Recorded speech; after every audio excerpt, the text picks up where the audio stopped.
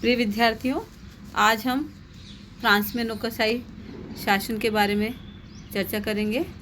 और नौकरशाही से, जैसा कि आप जानते हैं, ये लोक सेवा की एक लंबी फौज होती है जो हर देश के अंदर पाई जाती है। और ये जो है राजनीतिक कार्यपालिका को एक तरह से की सहायक है और पूरी तरह से उसको सहायता प्रदान करती है उसके कार्यों के अंदर। तो इसको एक तरह से अराजनीतिक कार्यपालिका का नाम भी दिया जाता है, क्योंकि राजनीतिक कार्यपालिका के अधिकांश कार्य जो है इसी के द्वारा संपादित किए जाते हैं। तो फ्रांस में भी नौकरशाही या लोक सेवा और प्रशासनिक कानून है, इनका जो विकास है वह धीरे धीरे हुआ है। फ्रांस में जो लोक सेवाएं अपने यथार्थ में क्रांति के बाद ही विकसित हुई, यानी कि 1789 की क्रांति में राजतंत्र की समाप्ति हो जाने के बाद एक बड़ा मौलिक परिवर्तन ये हुआ कि सरकारी कर्मचारी पहले की भांति राजा के सेवक नहीं रहे, क्योंकि राजा की सत्ता समाप्त कर दी गई थी। अब ये राज्य के सेवक बने। राजा की तुलना में राज्य की शक्ति के विचार का विकास हुआ। अब तक सरकारी कर्मचारी राजा के व्यक्तिगत सेवक माने जाते थे। अब वे राज्य के कर्मचारी और राज्य के नियमों तथा कानूनों से अनुशासित होने वाले समझे जाने लगे। तो इस प्रकार से द्वितीय महाविश्व युद्ध के बाद 1946 में इसमें पुनः सुधार किए गए। सिविल सर्विस के मामलों का एक पृथक मंत्रालय बनाया गया। उच्च सरकारी कर्मचारियों के प्रशिक्षण के लिए एक विशेष संस्था, प्रशासन का राष्ट्रीय स्कूल की स्थापना की गई। सेवा की संरचना को भी सुधारा गया और सरकारी विभागों की सभी तकनीकी और गैर तकनीकी सेवाओं को अ, ब, स, द 4 भागों में विभाजित किया गया। 1946 के अधिनियम के महत्वपूर्ण लक्षण निम्नलिखित कहे जा सकते हैं। पहला है, इसके अंदर सिविल सर्विस का ढांचा एकीकृत कर दिया गया। इस अधिनियम के अंतर्गत सर्विस का प्रशासन प्रधानमंत्री के हाथों में दिया गया। दूसरा है, सिविल सर्विस से संबंधित सभी नियमों पर प्रधानमंत्री के हस्ताक्षर अनिवार्य कर दिए गए। तीसरा, प्रधानमंत्री की अधीनता में पब्लिक सर्विस के डायरेक्शन की स्थापना की गई। अगला है, इसके अंदर पब्लिक सर्विस से संबंधित सभी नियमों पर जिनका कि वित्तीय प्रभाव पड़ सकता है, वित्त मंत्री के हस्ताक्षरों की आवश्यकता अनिवार्य कर दी गई। सेवाओं को निम्नलिखित 4 भागों में वर्गीकृत किया गया। पहला है function of planning and direction, यानी कि आयोजन तथा निर्देशन के कार्य। इसी तरह से प्रयुक्त करने का कार्य फंक्शन ऑफ एप्लीकेशन। इसके लिए प्रशासकीय सूझबूझ, महत्व तथा निर्णय लेने की क्षमता की आवश्यकता थी। तीसरा है, इसके अंदर क्रियान्वयन के विशिष्ट कार्य, ऐसे कार्य जहां तकनीकी क्षमता की आवश्यकता थी। और विशेषज्ञता रहित कार्य, ऐसे कार्य जिनके लिए सामान्य तथा सरल व्यावसायिक योग्यताओं की आवश्यकता थी। अब हम देखते हैं कि फ्रांसीसी सिविल सर्विस की विशेषताएं क्या थी। तो जिस प्रकार इंग्लैंड की प्रशासनिक व्यवस्था का अध्ययन संसदात्मक शासन प्रणाली के संदर्भ में करते हैं, उसी प्रकार केंद्रीकृत शासन के संदर्भ में फ्रांस की प्रशासनिक व्यवस्था का अध्ययन किया जाता है। फ्रांस की सिविल सेवा पर इसके इतिहास व संस्कृति की अमिट छाप है। वहाँ की सिविल सर्विस की निम्नलिखित विशेषताएं हैं।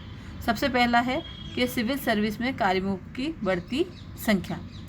तो फ्रांस में सरकारी कर्मचारियों की संख्या में निरंतर बढ़ोतरी हो रही है। संख्या बढ़ने का जो मुख्य कारण है, राज्य द्वारा अपने कंधों पर नए नए उत्तरदायित्व ग्रहण करना है। आज का राज्य एक कल्याणकारी राज्य है, इसलिए भी राज्य के जो जिम्मेदारियां हैं बढ़ती जा रही हैं, जिसके कारण वहाँ के कर्मचारियों की संख्या भी बढ़ रही है। दूसरा है सिविल सर्विस की प्रभावक और शक्तिशाली स्थिति। तो फ्रांस में सिविल सर्विस अत्यधिक प्रभावशाली है। इसके 2 कारण हैं। पहला है, फ्रांस में प्राचीन काल से केंद्रीयकरण की परंपरा चली आ रही है। वहाँ स्थानीय संस्थाओं का उस भांति महत्व नहीं है जो इंग्लैंड व अमेरिका में है।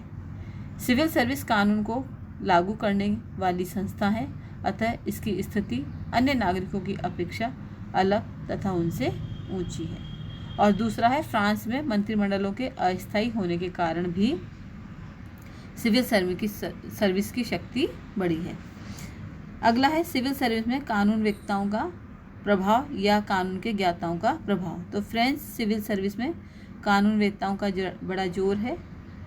90% सिविल सर्विस में ऐसे लोग हैं जिन्होंने कानून की पढ़ाई की है।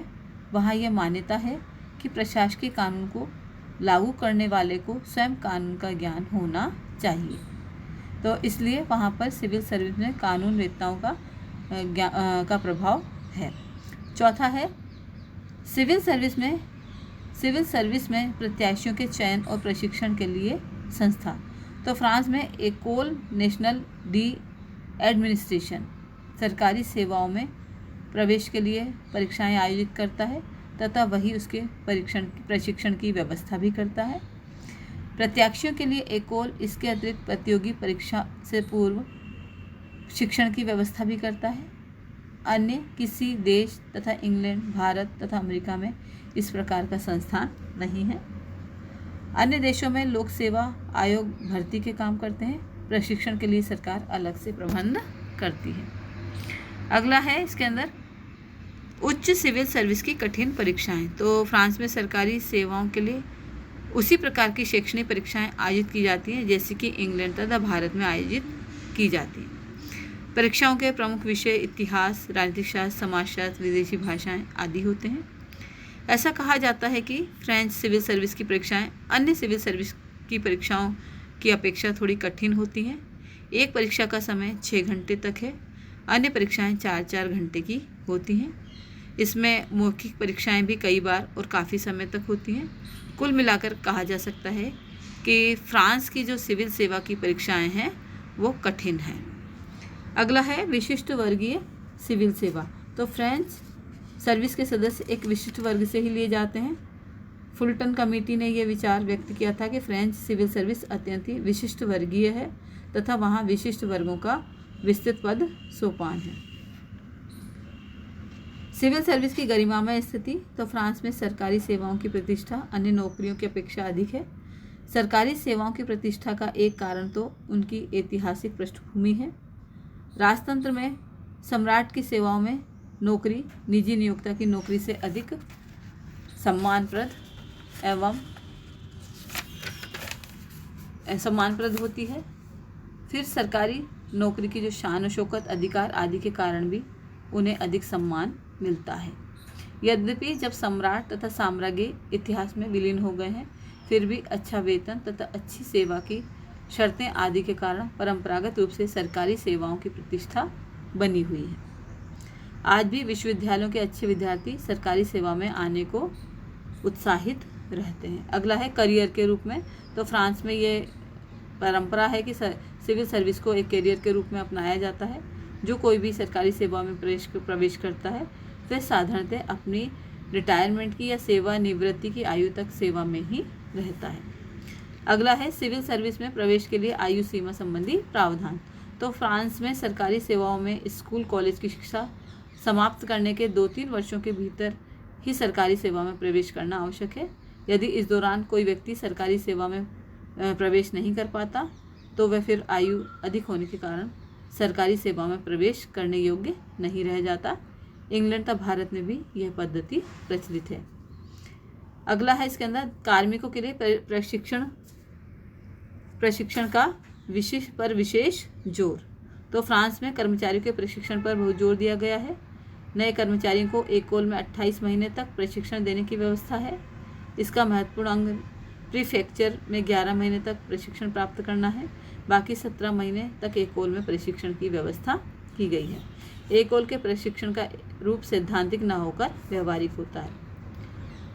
अगला है सिविल सेवा कार्मिकों की बढ़ती कानूनी स्थिति। तो फ्रांस में कर्मचारियों की कानूनी स्थिति अन्य देशों की अपेक्षा अधिक सुदृढ़ है। सेवा की शर्तें आदि के संबंध में उन्हें कानूनी अधिकार प्राप्त हैं। फ्रांस में राज्य तथा कर्मचारियों के अधिकार एवं दायित्व कानूनी रूप में ही परिभाषित कर दिए गए हैं।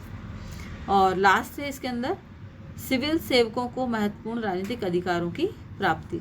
तो फ्रांस में सरकारी कर्मचारियों को राजनीतिक अधिकार अन्य देशों की अपेक्षा ज़्यादा मिले हुए हैं। वे राजनीतिक सभाओं में भाग ले सकते हैं, समाचार पत्रों में लेख लिख सकते हैं, अपने दल के उम्मीदवार के लिए प्रचार कर सकते हैं, पर शर्त यह है कि इन कामों का उनके सरकारी कामों पर विपरीत प्रभाव नहीं पड़ेगा। साधारणतः फ्रांस में इस प्रतिबंध का उपयोग कर्मचारियों के राजनीतिक अधिकारों को अत्यधिक संकुचित करने के लिए नहीं किया गया है। संक्षेप में हम कह सकते हैं कि फ्रांस में सिविल सर्विस का ढांचा एकीकृत है। आज सिविल सर्विस एक विभागीय संस्था न रहकर राष्ट्रीय संस्था के रूप में विकसित हो गई है। अब हम देखते हैं फ्रांस में प्रशासनिक कानून। तो ब्रिटिश शासन व्यवस्था कानून के शासन के लिए प्रसिद्ध है, जबकि जो फ्रांसीसी शासन व्यवस्था प्रशासकीय कानून के लिए विख्यात है। प्रशासकीय कानून की ये प्रणाली यूरोप महाद्वीप के अधिकांश राज्यों में अंगीकृत की जा चुकी है और उनकी न्यायपालिकाएं इस संबंध में न्यूनाधिक रूप से फ्रांसीसी नमूने के ही जैसी हैं। अब हम देखते हैं कि प्रशासकीय कानून का अर्थ और परिभाषा क्या है। तो प्रशासकीय कानून से दो प्रकार के अर्थ लिए जा सकते हैं, व्यापक और संकुचित। अपने व्यापक अर्थ में यदि देखें, विस्तृत अर्थ में देखें तो प्रशासकीय कानून का क्षेत्र बहुत विस्तृत है। इसमें वह शासन के सभी अंगों के प्रशासन से संबंध रखने वाला कानून है।